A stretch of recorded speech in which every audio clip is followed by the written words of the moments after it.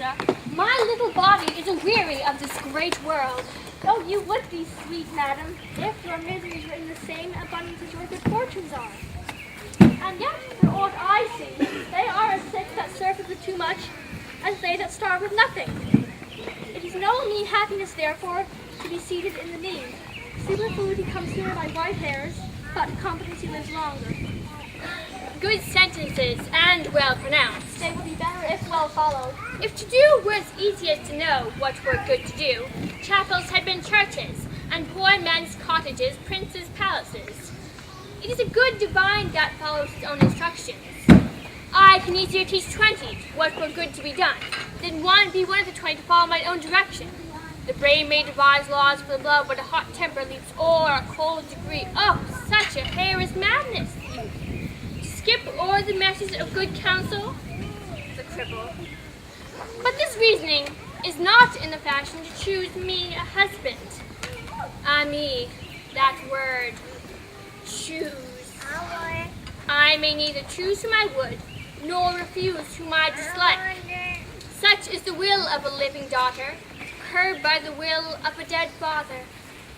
It is not hard, Nerissa, that I cannot choose one nor refuse none. Your father was ever virtuous, and holy men, after death, have good inspirations. Therefore, the lottery that he hath devised with these 3 chests of gold, silver, and lead, whereof who chooses his meaning chooses you, will, no doubt, never be chosen by any rightly, but one who shall rightly love. But tell me, what worth is there in your affection worth any of these princely people that are already come? I pray thee, overname them. And as thou namest them, I shall describe them, and according to my description, level at my affection. First, there is the Neapolitan prince. That's the gold indeed, for he doth nothing but talk of his horse, and a great appropriation of his home good parts that can shew him himself. I am much afeard my lady his mother played false with a smith. Then there is the County Palatine. He doth nothing but frown, as who should say, if you will not have me, choose. He hears merry tales and smiles not. I fear he will prove the weeping philosopher in his old age, being so full of unmannerly sadness in his youth. I had rather be married to a death's head with a bone in his mouth than to either of these. God defend me from these two. How say you by the French lord, Monsieur Le Bon?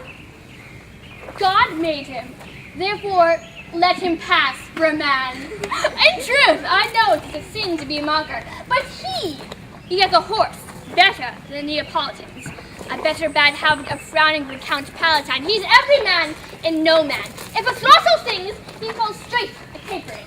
He looks best with his own shadow. If I should marry him, I should marry 20 men. For if he despise me, I should forgive him. For if he love me to madness, I shall never requite him.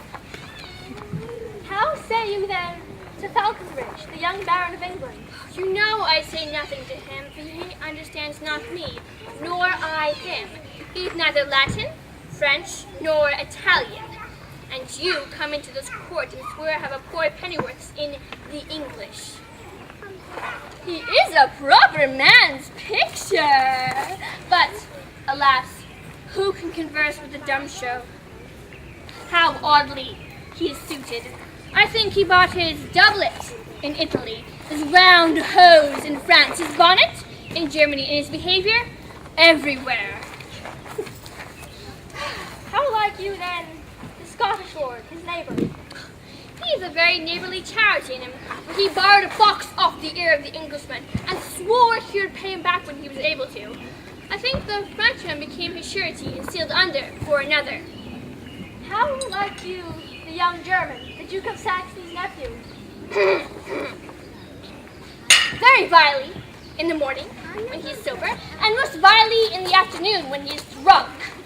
When he is best, he is little better than a man, and when he is worst, he is little better than a beast. And the worst ball that ever fell, I hope I shall make shift to go without him.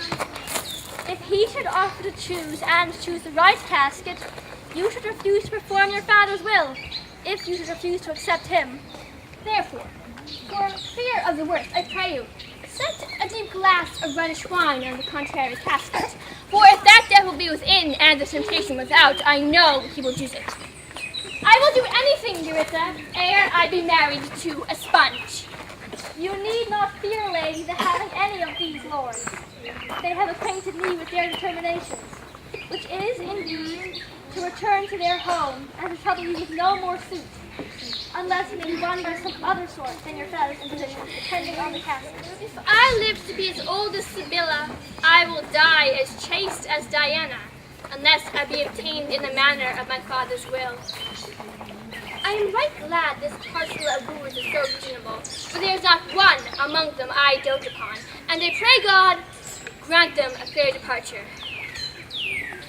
Do you not remember, lady, in your father's time, a Venetian, a scholar, and a soldier that came hither in the company of the Marquis of Montferrat?